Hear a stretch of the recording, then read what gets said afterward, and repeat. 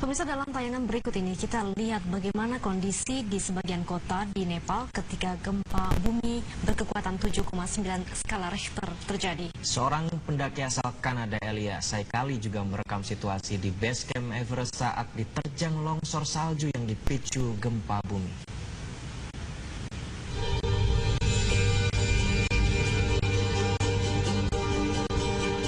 Warga tengah beraktivitas normal sesaat sebelum gempa bumi terjadi. Goncangan gempa dahsyat kemudian melanda dan seluruh warga panik berhamburan menyelamatkan diri. Sebuah bangunan ambruk terkena gempa dan nyaris menimpa seorang pria. Pria tersebut kemudian berhasil diselamatkan, namun tetap terluka ringan. Sementara itu, sebagian warga yang masih berada di dalam mobil pun berusaha keluar.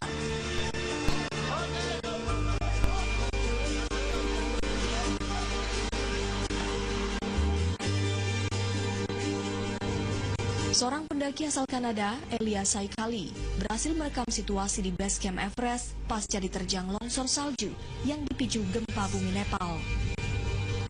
Tampak kondisi di Everest pun porak-poranda, sementara itu seorang korban tengah berusaha dievakuasi.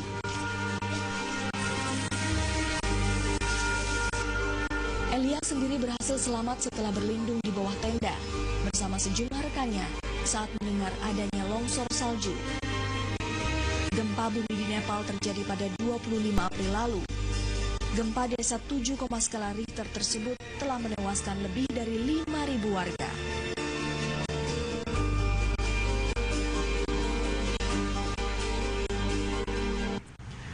Gempa bumi yang terjadi di Nepal bukanlah pertama kalinya. Sejak tahun 1934, Nepal sudah pernah mengalami bencana gempa bumi dahsyat yang menewaskan ribuan warganya.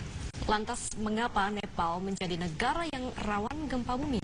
Berikut informasinya untuk Anda.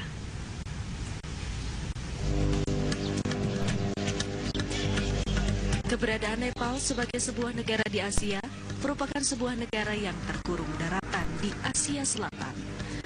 Di sebelah utara, Nepal berbatasan dengan daerah otonomi Tibet, Tiongkok, serta negara India.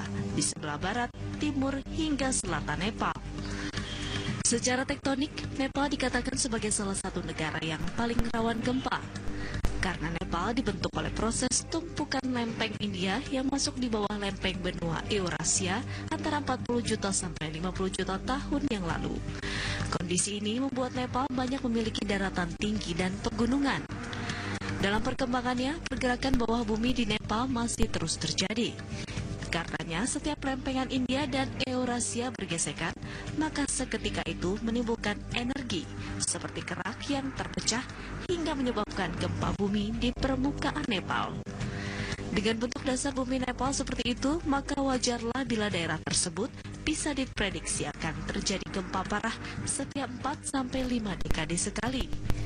Prediksi tersebut terbukti dengan gempa 25 April lalu merupakan wujud dari benturan lempengan kesekian kali setelah benturan tahun 1934 silam.